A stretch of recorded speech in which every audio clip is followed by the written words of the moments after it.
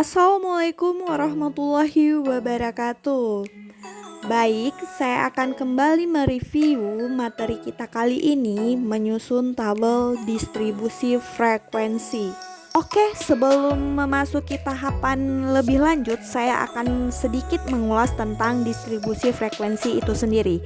Jadi, distribusi frekuensi merupakan pengelompokan data ke dalam beberapa kategori yang menunjukkan cacah data yang ada dalam setiap kategorinya.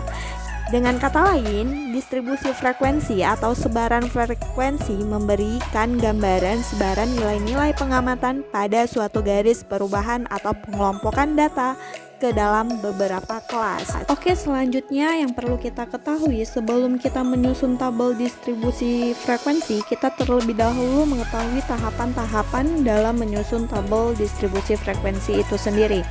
Nah, di sini ada 8 tahapan, antara lain 1. Mengurutkan data. Jadi di sini kita disuruh untuk mengurutkan data dari nilai data terkecil ke nilai data terbesar. Kalian bisa lihat di kolom nomor 1 paling atas pojok kiri. Oke, di tahapan yang kedua disuruh untuk tentukan rentang atau range.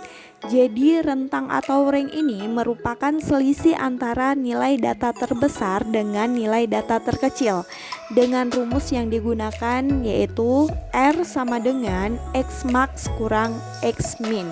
Next, di tahapan yang ketiga kita disuruh menentukan jumlah kelas dengan simbol K. Jadi untuk menentukan banyaknya kelas biasanya kita memakai rumus yang sering disebut dengan kriterium Stargess. Rumusnya yaitu K sama dengan 1 tambah 3,322 log N. Lanjut, di tahapan yang keempat kita disuruh menentukan interval kelas dengan simbol C kecil. Jadi interval kelas itu merupakan jarak antara kelas yang satu dengan kelas berikutnya. Jadi rumusnya C sama dengan R per K. Oke, kita lanjut ke tahapan yang kelima yaitu ada namanya batas kelas. Nah, batas kelas ini terbagi menjadi dua, yaitu batas kelas bawah dan batas kelas atas. Batas kelas bawah menunjukkan kemungkinan nilai data terkecil pada suatu kelas, sedangkan batas kelas atas mengidentifikasikan kemungkinan nilai data terbesar dalam suatu kelas. Jadi untuk rumus batas bawah kelas yaitu A1 sama dengan X min kurang dalam kurung K kali C kurang R per 2 tutup kurung. Sedangkan untuk rumusnya batas atas kelas yaitu B1 sama dengan A2 kurang satuan unit pengukuran terkecil. Oke, next kita masuk ke tahapan yang keenam yaitu menentukan limit kelas. Nah, limit kelas itu terbagi juga menjadi dua, yaitu limit kelas bawah dan limit kelas atas.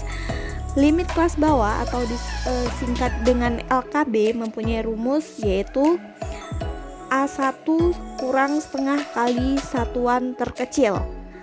Nah, sedangkan limit kelas atas atau disingkat dengan LKA mempunyai rumus B1 tambah setengah kali satuan terkecil. Di tahapan yang ketujuh ini kita disuruh menentukan nilai tengah kelas atau disimbolkan dengan XI. Jadi rumus dari nilai tengah itu sendiri yaitu XI sama dengan setengah kali batas kelas bawah tambah batas kelas atas. Oke, di tahapan yang terakhir ini, tahapan ke-8, kalian disuruh memasukkan data tunggal ke dalam tabel distribusi frekuensi. Nah, jadi dari tahapan pertama sampai tahapan ke-7 itu kalian harus melakukan step-stepnya. Setelah itu kalian baru dapat memasukkan nilai-nilainya ke dalam sebuah bentuk tabel. Jadi setelah ini saya akan memberikan langkah atau cara-cara pengerjaannya. Oke, sekian dulu materi yang saya sampaikan, semoga bisa bermanfaat bagi kalian. Wassalamualaikum warahmatullahi wabarakatuh.